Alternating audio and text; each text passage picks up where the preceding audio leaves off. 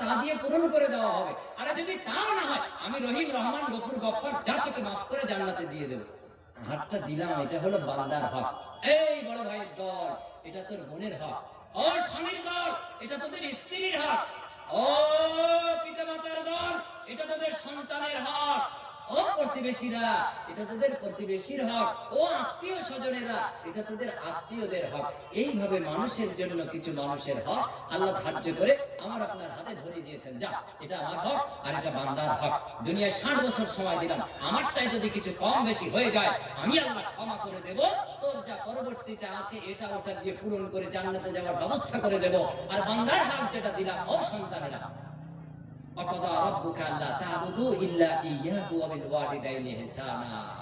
এবার কলুয়া অঞ্চলের সব ছেলে এবং মেয়ে যাদের আজকে জন্ম হয়েছে আর 80 বছর বয়স পর্যন্ত, আর 99 বছর বয়স পর্যন্ত যদি কেউ থাকেন, তাদের জন্য আল্লাহ ওয়াজ করছেন। ও সন্তানেরা, আমি আল্লাহর ইবাদতের পর তোমরা তোমার পিতা মাতাকে ইহসান করবে, সাহায্য করবে, তাদের হক আদায় করবে। পিতামাতার হক যে সন্তান আদায় করলো, সে তার পিতামাতার হক আদায় হিসেবে বান্দার হক আদায় করলো।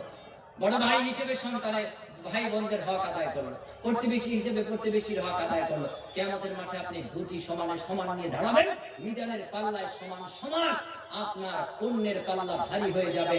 আল্লাহ সুবহানাহু ওয়া তাআলা আপনার ডান হাতে আমলনামা দিয়ে সোজা বলবেন, বান্দা, ও বান্দি, বান্দারা, যা, 8খানা সম্মানিত দরজা তোর জন্য সবটা খোলা আছে, যেটা দিয়ে খুশি সেটা দিয়ে ঢুকে পড়। এরপর দেখ নাজর নিয়ামত তোদের জন্য কিভাবে রাখা আছে, সজ্জিত করা আছে।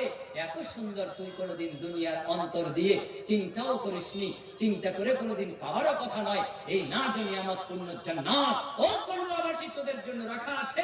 শুধু একটু বান্দার হক পরিপূর্ণ করে আয়। সন্তান, ছেলে এবং মেয়ে, মা বাপের হক আদায় করেছো কি? মা বাপের হক কিভাবে আদায় করা যায়?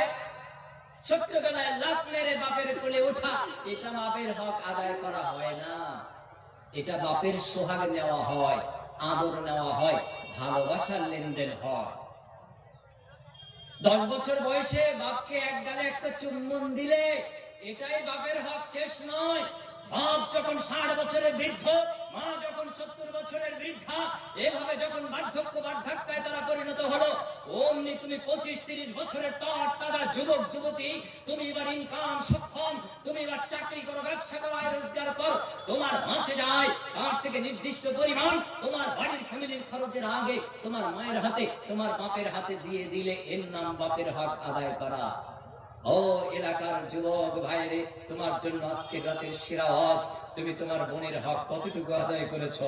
গত 6 মাস আগে তোমার বাপ মারা গেছে, তোমার বোন তোমার কাছে বারবার কাঁদে, বারবার আসে আর বলে, বড় ভাই, আমার ছেলেটা অসুস্থ, হসপিটালে ভর্তি, বাপ কিছু জমা জমি রেখে গেছে, একটু দে না আমাকে, ওর চিকিৎসার জন্য টাকার প্রয়োজন।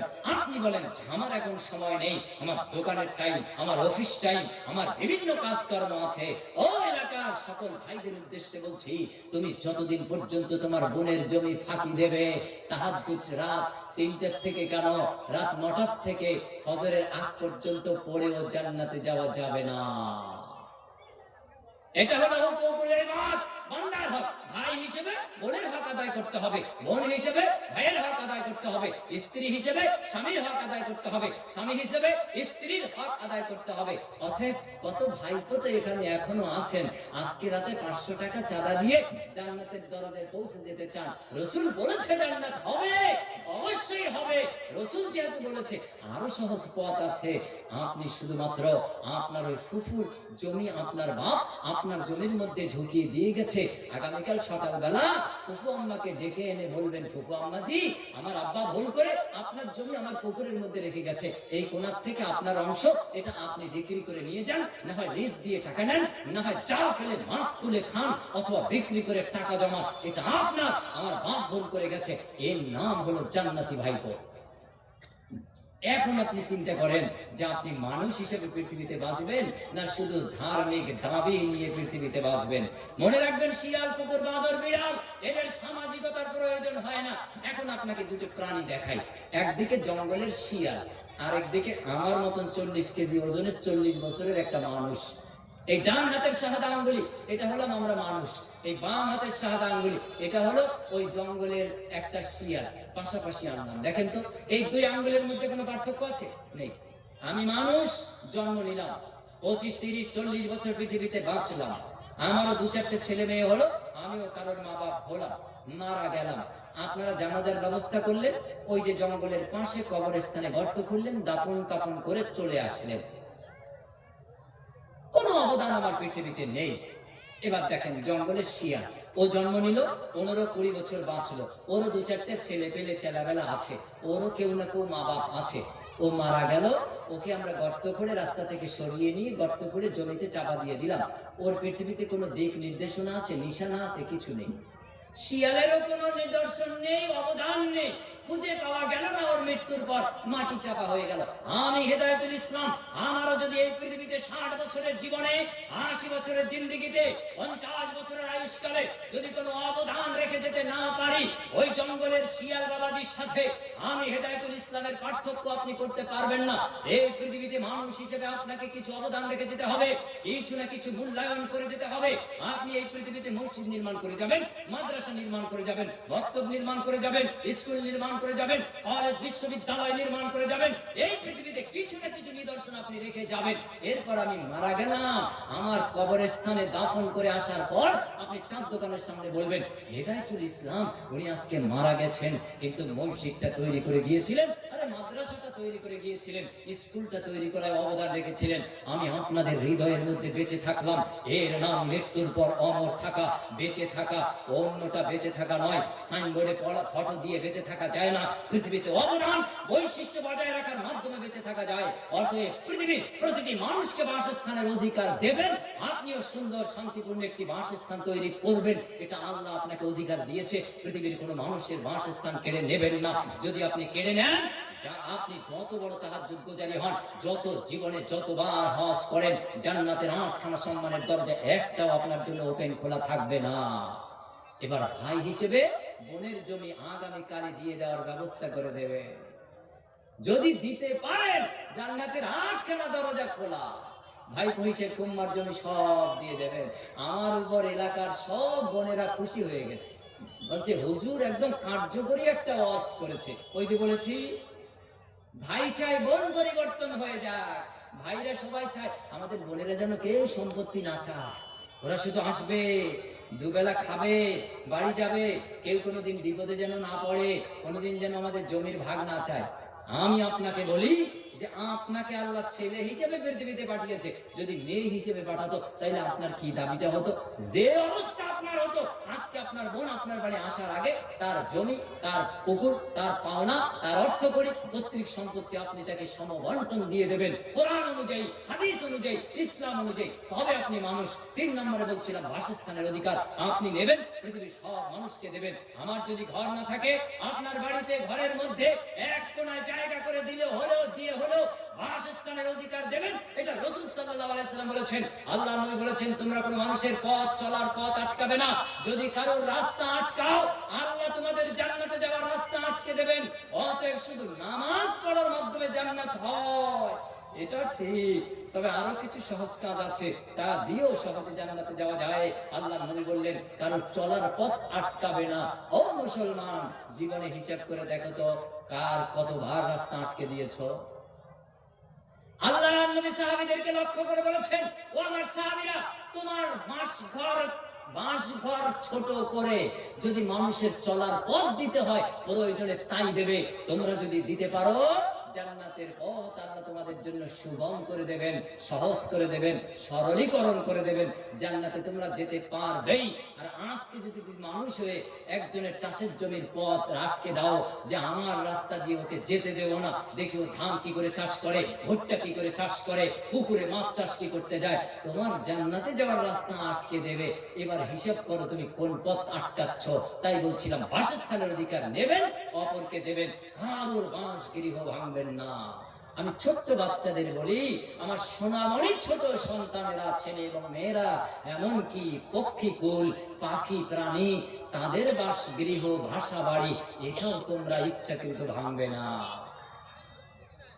এটার নাম ইসলাম। আপনার জন্য হালাল প্রাণী আল্লাহ দিয়েছেন। আপনি খেতে পারেন ছাগল, গরু, মহিষ, উট, উটনির ভেড়া, আপনি খেতে পারেন মুরগি, আপনি খেতে পারেন হালাল প্রাণী, কিন্তু সেই প্রাণীরও কিছু অধিকার ইসলাম দিয়েছে। এর নাম শাশ্বত জীবন ব্যবস্থা ইসলাম। আপনি পৃথিবীর সব মানুষকে স্বাস্থ্যের অধিকার দেবেন, চিকিৎসার অধিকার দেবেন, আপনি নিজেও স্বাস্থ্যের অধিকার নেবেন। এই ব্যবস্থা আল্লাহ সুবহানাহু ওয়া তাআলা ফরজ আইন করে দিয়েছেন। 5, এই পৃথিবীর সব মানুষের জন্য সমভাবে এডুকেশন, শিক্ষা, এই অধিকার দিতে হবে। নিয়েছেন? 100% শিক্ষিত কে কে আছেন? একটু শিক্ষায় হাত তুলুন তো দেখি। 100% শিক্ষিত আমি নই, আমি বাক্যটু, আমার নাম বক্তা।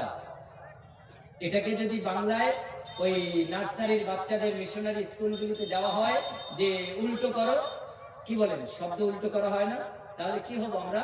বক্তার উল্টো তক্তা। চিন্তা করেছেন? নাথিং, কিছুই না, আমরা কিছুই না, একজন দায়ী। আরবিতে বললে কিছুটা বোঝায়, আর বাংলায় যদি দায়ী শব্দের অর্থ করি, দায়বদ্ধতা। আপনার কাছে এসে আমার কিছু বলা, এটা দায়বদ্ধতা আছে আপনাকে এই কথা বলা। কুনতুম খায়রা উম্মাতিন উখরিজাত লিন-নাস তা'মুরুনা বিল মা'রুফ ওয়া তানহাউনা আনিল মুনকার।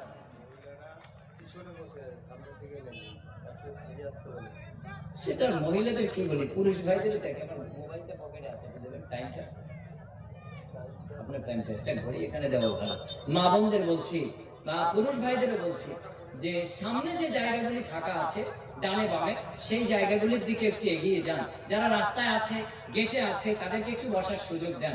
আমি বলি যে যাদের বসার ইচ্ছা নেই তাদেরকে জোর করে বসিয়ে লাভ নেই। মা বোনেরা খবর পাঠিয়েছে যে যাদের সামনে যেদিকে প্রজেক্টর ফটো বক্তাকে দেখতে পাচ্ছেন ওই দিকে জায়গা ফাঁকা আছে, একটু এগিয়ে যান না। আমার মায়েরা, বোনেরা, আমি আপনাদের কাছে রিকোয়েস্ট করছি, অনুরোধ করছি, একটু এগিয়ে বসুন। পিছনে অনেক মা বোনেরা আছে যারা জায়গা পাচ্ছে না। আমরা এখনই তো আশ করছিলাম অধিকার, আপনি নিজে যেটা চান ওটা অপরকে দেওয়ার জন্য প্রস্তুত থাকবেন। তো এডুকেশন এলেন, এই অধিকার আপনি নেবেন, পৃথিবীর সব মানুষকে দেবেন। এই উপলক্ষে আজকে আমি প্রথম কিছু আয়াতে কারিমা তেলাওয়াত করেছি, তার উপর ভিত্তি করেই আজকে মাশাআল্লাহ, এর উপরে ভিত্তি করে আজকে আমি কিছু কথা আপনাদের সামনে বলার চেষ্টা করেছি। অতএব এডুকেশন 100%, শতভাগ 100% শিক্ষা অর্জনের অধিকার পৃথিবীর সব মানুষকে অর্জন করতে হবে, পৃথিবীর অন্য মানুষকে দেবার ব্যবস্থা করতে হবে। আজকে এই দায়িত্ব আল্লাহ সুবহানাহু ওয়া তাআলা দিয়েছিল মুসলিম দাবিদার মানুষ তোমাদের উপর। যারা এই দাবি নেয় তাদের উপর দুর্ভাগ্য, তারা কিন্তু এই দাবি পূরণ করতে পারেনি। আল্লাহ সুবহানাহু ওয়া তাআলা আকিমুস সালাহ ওয়া আতুজ যাকাত, নামাজ প্রতিষ্ঠা করো, যাকাত প্রদান করো, এই আদেশ দিলেন না। তিনি কি আদেশ দিলেন? ইকরা, পড়ো। কিয়ামতের মাঠে যেদিন বিচার কায়েম হবে সেই দিনও আল্লাহ সুবহানাহু ওয়া তাআলা আমাদেরকে একই রকম আদেশ করবেন, ইকরা, পড়ো। চিন্তা করে দেখেছেন? দুনিয়ার জিন্দেগিতেও আল্লাহ বললেন ইকরা, পড়ো। কিয়ামতের মাঠ, বিচার দিবস, মালিক ইয়াউমিদ্দিন, সেই দিনও আল্লাহ বলবেন ইকরা, পড়ো।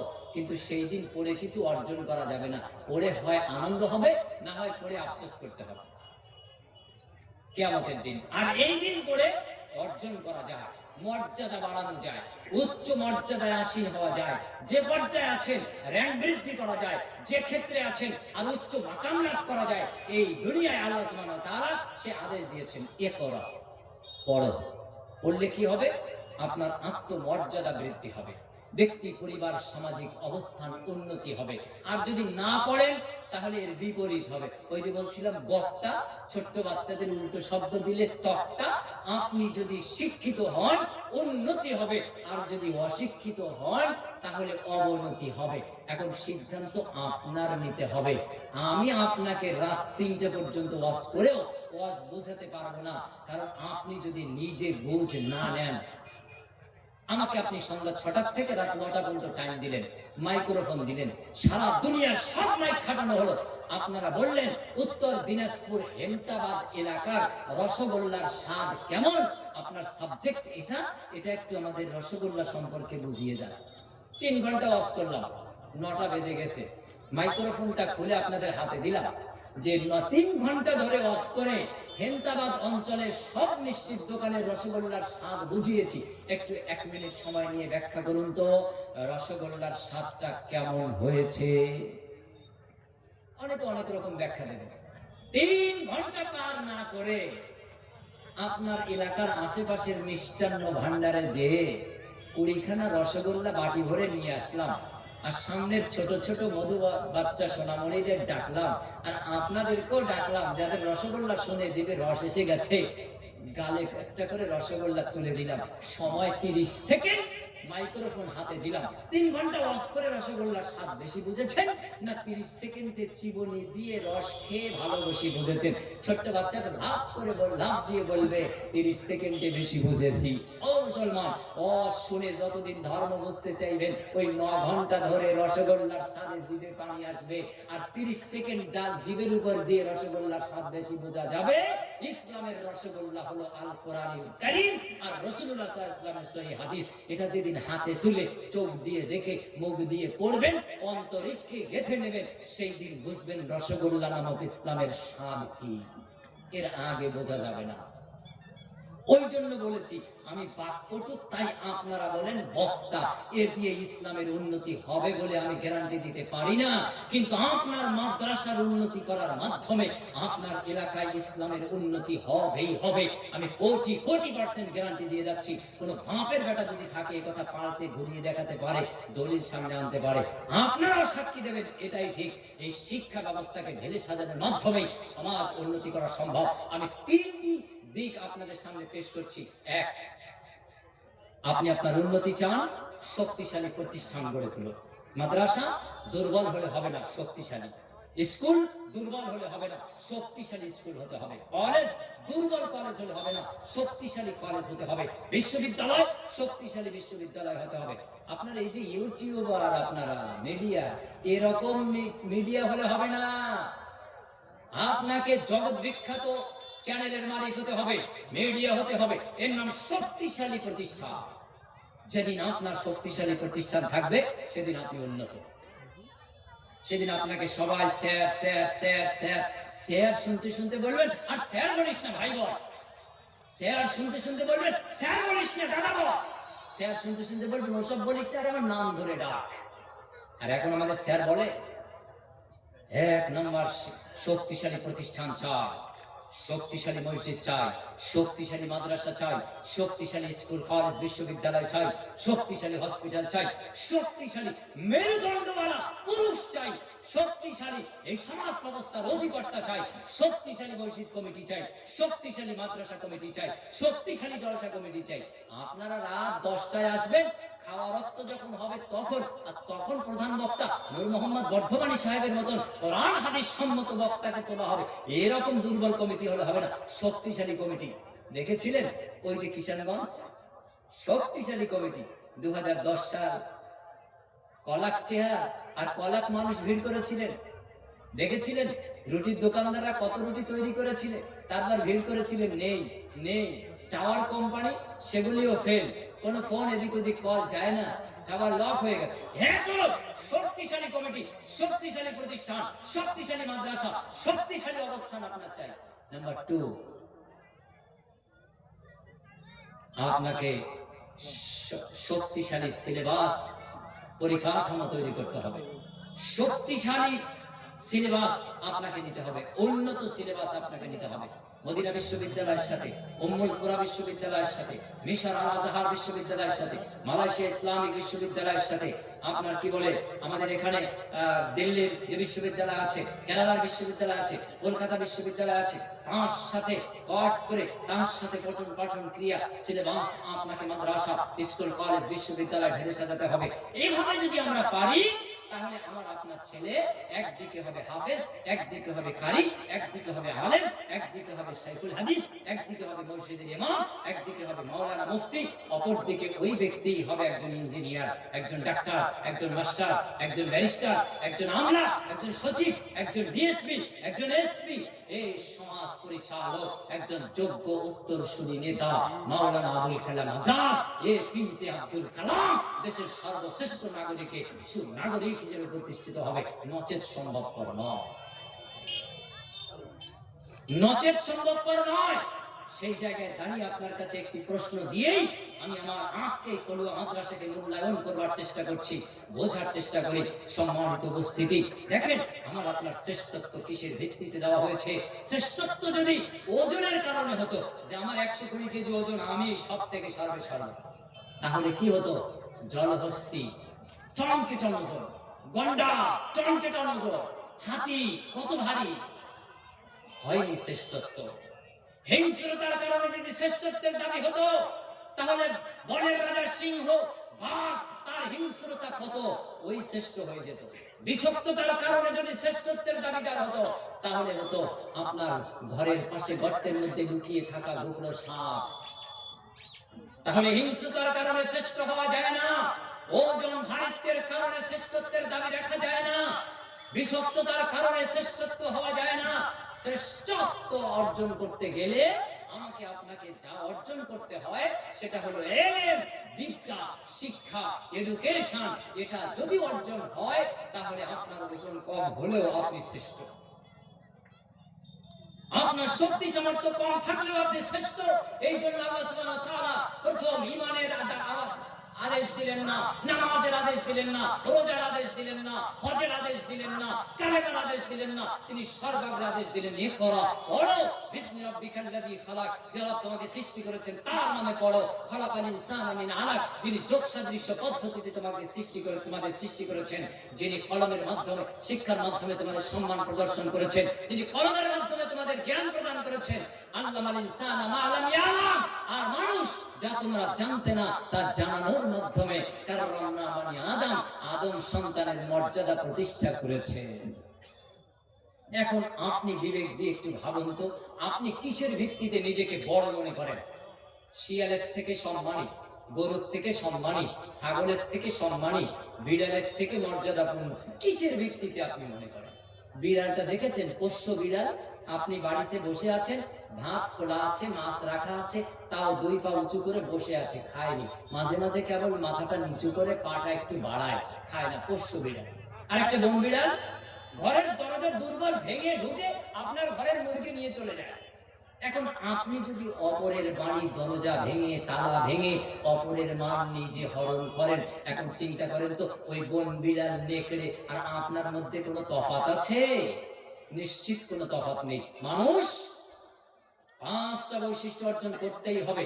1, আল্লাহ সুবহানাহু ওয়া তাআলা আদেশ দিয়েছেন ইকরা, পড়ো, শিক্ষা অর্জন করতেই হবে। হাল ইয়াস্তাবিল্লাযীনা ইয়ালামুনা ওয়াল্লাযীনা লা ইয়ালামুন, যারা জানে আর যারা জানে না তারা সমান নয়।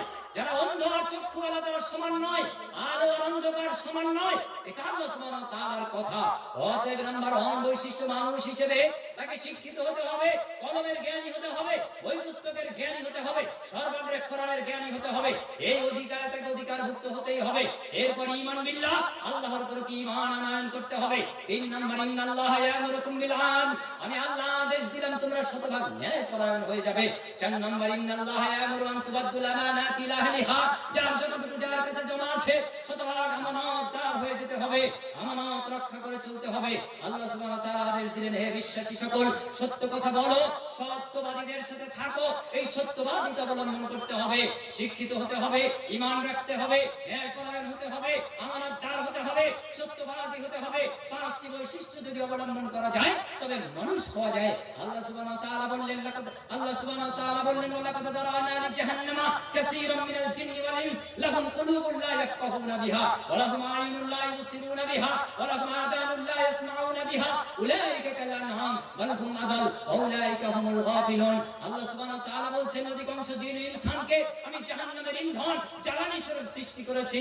তারা হলো ওই বৈশিষ্ট্যপূর্ণ যাদের স্বচ্ছ হৃদয় দিলাম, সত্যটা বোঝে না, যাদের চক্ষু দিলাম, দৃষ্টি শক্তি দিলাম, দেখলো না সত্যটা, যাদের কান দিলাম, সত্যটা শ্রবণ করলো না, যাদেরকে আমি আল্লাহ সুবহানাহু ওয়া তাআলা এগুলি দিলাম, সত্য দেখলো না, সত্য শুনলো না, সত্যটা উপলব্ধি করলো না, এরা 4 পায়া জানোয়ারের ন্যায়। উলাইকা কাল আনআম, তার থেকে নিম্ন স্তরের নিকৃষ্ট, বালহুম আযাল, এরাই হলো উলাইকা হুমুল গাফিলুন। কারণ প্রকৃত দোজকবাসী, প্রকৃত অলস অমনোযোগী মানুষ।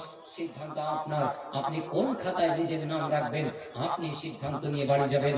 অবশ্যই আল্লাহ সুবহানাহু ওয়া তাআলা পরিষ্কার করে দিয়েছেন, ওয়াকুল জাআল হক ওয়া যাহাকাল বাতিল ইন্নাল বাতিলা কানা যাহুকা। সত্য আগত, মিথ্যা বিলুপ্ত, সত্য দিয়ে মিথ্যাকে চূর্ণ বিচূর্ণ করা হয়। এটাই আল্লাহ প্রদত্ত ব্যবস্থাপনা। ওয়ানুনাজ্জিলু মিনাল কুরআন মা হুয়া শিফাউন ওয়া রাহমাতুল লিল মুমিনিন। কোরআনকে মুমিনদের জন্য শেফায়ে কুল্লিয়া, রহমত স্বরূপ, করুণা স্বরূপ পাঠানো হয়েছে। অতএব এই কোরআন আমাদের জন্য করুণা, রহমত, আমাদের জন্য দয়া স্বরূপ। যদি আমরা কোরআন দিয়ে ব্যক্তি, সমাজ, পরিবার পরিচালনা করি তবেই কেবলমাত্র সম্ভব। আমি একা শুধুমাত্র তাহাজ্জুদ গুজারি হয়ে জান্নাতে গেলেই সফলতা নয়। এই সমাজ শুদ্ধকরণ, এই সমাজ সংস্কার করা, এই সমাজের পরবর্তী জেনারেশনকে সঠিক একটা দিক নির্দেশনা দিয়ে যাওয়া, এটাই ছিল অত্যন্ত জরুরি, অত্যন্ত প্রয়োজন। অতএব আল্লাহ সুবহানাহু ওয়া তাআলা মানুষকে প্রকৃত মানুষ হিসেবে গড়ে এরপর আল্লাহ সুবহানাহু ওয়া তাআলা আদেশ দিয়েছেন যে তোমরা এবার ঈমানদার হয়েছো, ঈমানের যে বৈশিষ্ট্যগুলি আছে সেই বৈশিষ্ট্যগুলি তোমরা অবলম্বন করো। সূরা মুমিনুন 1 থেকে 11 নম্বর আয়াত পর্যন্ত বিস্তারিত অনুবাদ অথবা তাফসীর গ্রন্থসমূহ দেখে নেবেন, হাদিসের কিতাবসমূহ দেখে নেবেন। আল্লাহ সুবহানাহু ওয়া তাআলা কিভাবে আমাদের সেই মুমিন মুমিনাতের বৈশিষ্ট্যগুলি বর্ণনা দিয়েছেন, আমাদের সামনে উপস্থাপন করেছেন। অতএব সম্মানিত উপস্থিতি, আজকে আপনাদের কাছে আমি আপনাদের দিনী ভাই হিসেবে ঐকান্তিক অনুরোধ রাখছি, দাবি রাখছি যে সঠিকটা মূল্যায়ন করুন, নিজেকে মূল্যায়ন করুন, পরিবারকে মূল্যায়ন করুন, আপনার জীবন ব্যবস্থাকে মূল্যায়ন করুন, মাদ্রাসা, স্কুল, কলেজ, বিশ্ববিদ্যালয়কে মূল্যায়ন করুন। তাই আমি আমার সেই অধিকারের 5 নম্বর পয়েন্ট, এডুকেশন, শিক্ষা, বিদ্যা, এই জায়গায় এসে আমি আপনাদের একটা পরীক্ষা নিতে চাই। আমি আপনাদের কাছে যা বললাম এটা আপনারা বুঝতে পেরেছেন কিনা তা একটা প্রমাণ দিতে চাই। আমি কালেক্টর নই, আমি কালেকশনের বক্তা নই, তারপরেও মাঝে মাঝে আপনাদের সামনে হাত পাতি, ব্যক্তির জন্য নয়, কোন পরিবারের জন্য নয়, আমি হাত পাতি দিন ইসলামের কল্যাণের জন্য, ইসলামের উন্নতির জন্য, মাদ্রাসার উন্নতির জন্য, মসজিদের উন্নতির জন্য। তবে আপনি আপনার নাম আমি মাইকে নাড়া দিয়ে আপনার নামটাকে আমি এলাকায় কতবার দূর ছড়াতে পারবো এটা আমি বলতে পারি না। তবে সাধারণত আমি আপনার দান, আপনার এই উদ্দেশ্য, আপনার এই লক্ষ্য, সেটা যেন বাস্তবায়ন হয়, কামিয়াব হয়, আমরা যেন সফল হই, সেটা কোরআন হাদিস অনুযায়ী লক্ষ্য রাখার চেষ্টা করে থাকি। আজকের যে মাদ্রাসা আপনারা বোর্ডিং চালু করেছেন, আপনারা যে আবাসিক চিন্তা ভাবনা নিয়েছেন, আপনারা যে আগের থেকে একটু উন্নতি করেছেন, এটাকে আরো বেশি উন্নতি করতে হবে। এটাকে আপনারা সবাই একমত? কি বলেন? আপনারা একমত আছেন সবাই? এই মাদ্রাসা যে পর্যায়ে আছে এর থেকে আরো ভালো করা জরুরি, আরো উন্নত করা প্রয়োজন। আপনারা কি একমত? কে কে একমত নেই একটু হাতটা উঁচু করে দেখান তো। একমত নেই কে কে? হ্যাঁ, ওই যে এক রাজার গাধা ছিল না, ডানে বললে বাঁয়ে যেত আর বাঁয়ে বললে ডানে যেত। চিন্তায় চিন্তিত হয়ে রাজা ঘরে শুয়ে আছে আর গাধার পিঠে চড়ে না। রানী বলল তুমি কেন চিন্তিত? বলে এই এই ব্যাপার। বলে এটা কোন ব্যাপার হলো? এই না হয় রাজার বউ রানী, কি এমন সমাধান? আরে তোমার যখন বাঁয়ে দরকার বলবা ডানে, আর যখন ডাই দরকার তখন বলবা বাঁয়ে। রাজার থেকে রানীর মর্যাদা বেশি। মা বোনের আপনার আওয়াজ বন্ধ করুন। মাদ্রাসা শিক্ষা ব্যবস্থা অত্যন্ত জরুরি, এত জরুরি এই বাৎসরিক ধর্মসভাগুলি এত জরুরি নয়, এত জরুরি আমার আপনার সন্তানদেরকে ওই শিক্ষা কেন্দ্রে ভর্তি করা, আজকে সারা রাত এসে জলসা শোনাটা এত জরুরি নয়। আমার আপনার সোনামণি ছেলে মেয়েদেরকে এই এলমিয়াতপূর্ণ জ্ঞানী করে গড়ে তোলা এত জরুরি যে পদ্ধতি অবলম্বনের মাধ্যমে জান্নাতের রাস্তা চেনা যায়, সিরাতুল মুস্তাকিম অধিষ্ঠিত হওয়া যায়, এই পদ্ধতি অন্য কোন সহজ পদ্ধতি কোরআন হাদিসে আর বিদ্যমান নেই। অতএব ভারতবর্ষের আলোকে 1906 সালের কথা বলছি, আল্লামা নাজির হোসেন দেহলভী রাহিমাহুল্লাহ এই মাদ্রাসা শিক্ষা ব্যবস্থা, সিলেবাস, কারিকুলাম চালু করার মাধ্যমে যে সুব্যবস্থা আমাদের রেখে দিয়ে গেছেন, চালু করে দিয়ে গেছেন, সুবাতাস আজকে আমরা বইছি, আজকে আমরা পাচ্ছি, এটা সুঘ্রাণ, এটাকে আমাদের বজায় রাখতে হবে, আমাদের প্রতিষ্ঠিত রাখতে হবে, এর সাথে যুক্ত রাখতে হবে প্রত্যেককে। আমি আপনার দিলের কাছে, অন্তরের কাছে, হৃদয়ের কাছে আমি প্রথম একটা ভালোবাসার দাবি করেছিলাম, বৈধ ভালোবাসা, দিনী ভাই হিসেবে দাবি করেছিলাম। আল্লাহ হৃদয় দিলেন, অন্তর দিলেন, এত বড় অন্তর সংকুচিত করে ফেললেন মানুষ। কেন? এমন কোন দেশ পৃথিবীতে নেই যে এই মনের থেকে বড়, এমন কোন দেশ নেই পৃথিবীর 800 কোটি মানুষকে জায়গা দিতে পারে, কিন্তু এই ছোট্ট 32 ইঞ্চি সিনার মধ্যে একটা মানুষের অংশ আল্লাহ দিয়েছেন। আল্লাহ নবী বলেছেন এটা এত বড় যে এর মধ্যে সারা পৃথিবীর মানুষকে জায়গা দেওয়া সম্ভব। আপনার মনটাকে আল্লাহ বড় করে দিক, বলি আমিন। আমার মনটাকে আপনার মনের থেকে আল্লাহ আরো বেশি বড় করে দিক, বলি আমিন। মনটা বড় করুন। দেখেন মন বড়ার উদাহরণ, রাসূলুল্লাহ সাল্লাল্লাহু আলাইহি ওয়াসাল্লামের কাছে এক ব্যক্তি এসে খবর দিল অমুক ব্যক্তি পাহাড়ের পাদদেশ দিয়ে হেঁটে যাচ্ছিল। পাহাড়ের দিকে তাকিয়ে বলল, আল্লাহ যদি আমাকে এই পাহাড় সমপরিমাণ স্বর্ণ দিত আমি সব আল্লাহর রাস্তায় দান করে দিতাম। তার কিন্তু এক ভরিও সোনা ছিল না। আল্লাহ নবীর কাছে খবর গেলে আল্লাহ নবী সাল্লাল্লাহু আলাইহি ওয়াসাল্লাম বললেন, ওই আল্লাহর বান্দা ওই পাহাড় সমপরিমাণ স্বর্ণ দান করার সওয়াব নামা আমলে পেয়ে যাবে। সুবহানাল্লাহ। মন কত বড়! সোনা তো নেই, পাহাড় সমপরিমাণ যদি থাকতো আমি আল্লাহর পথে দান করে দিতাম। আল্লাহ নবী সুসংবাদ দিয়ে দিলেন, ওর মনের বড়ত্বের কারণে, ইখলাসের কারণে, খুলুসিয়তের কারণে আল্লাহ অত পরিমাণ সওয়াব তাকে দিয়ে দেবেন। মন বড় বানান। মন বড় যার বড় সে, মন ছোট যার যত ভারী মানুষ হন বড় নন, কৃপণ হয়ে জান্নাতে যাওয়া যাবে না। অতএব আপনাকে বলছি বড় মনের অধিকারী হন। পৃথিবীর 850 কোটি মানুষ আমার এই মনের মধ্যে আপনাকে জায়গা দিচ্ছে। আমার দরজা খোলা, আসুন। অবৈধ সম্পর্ক পরিত্যাগ করুন, পরকীয়া জেনা ব্যভিচার পরিত্যাগ করুন। যুবক যুবতী মিস কল দিয়ে মোবাইলে ঘন্টার পর ঘন্টা যে তুমি মিথ্যা প্রবাদ বাক্যগুলি ব্যবহার করো, মিথ্যা কথোপকথন করো, এই প্রেম নামক অবৈধ সম্পর্ক নিষিদ্ধ করতে হবে, পরিত্যাগ করতে হবে, বন্ধ করতে হবে। যদি করতে পারো তুমি মুসলিম, তুমি ইমানদার, তুমি মুমিন, তুমি মুমিনাত। এই মাদ্রাসা প্রয়োজন হাত উঁচু না করার মাধ্যমে আপনারা সাক্ষী দিয়েছেন। আমি আজকে এই মাদ্রাসার জন্য আপনাদের কাছে দিনী ভাই হিসেবে নিজের থেকেই দাবি করছি, 10,000 টাকা দিতে পারেন। স্টেজে আছেন, সামনে আছেন, কমিটিতে আছেন অথবা কমিটির বাইরে আছেন, গ্রামের আছেন বা বাইরের আছেন, যে যেখান থেকে আসুন, এই মাদ্রাসাকে আল্লাহর জন্য ভালোবাসেন। আল্লাহ তাকে সম্পত্তি দিয়েছে, ধন সম্পদ দিয়েছে।